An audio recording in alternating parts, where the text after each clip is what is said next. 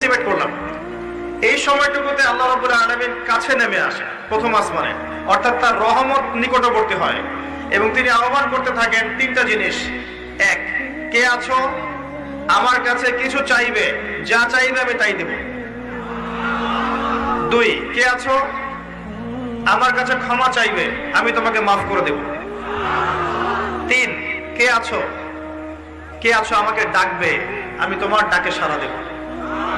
মানে এই সময় আপনি যা চাইবেন ইনশাআল্লাহ, আপনার আকীদায় যদি শিরক না থাকে, আমলে যদি বিদআত না থাকে এবং আপনার রিজিক যদি হালাল হয়, ইনশাআল্লাহ তাআলা আপনার দোয়া কবুল করা হবে।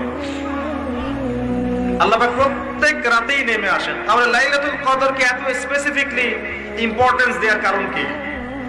একটাই কারণ, মনে রাখবেন, লাইলাতুল কদরকে মর্যাদা মণ্ডিত করার এবং রমাদান মাসকে শ্রেষ্ঠ মাস মর্যাদা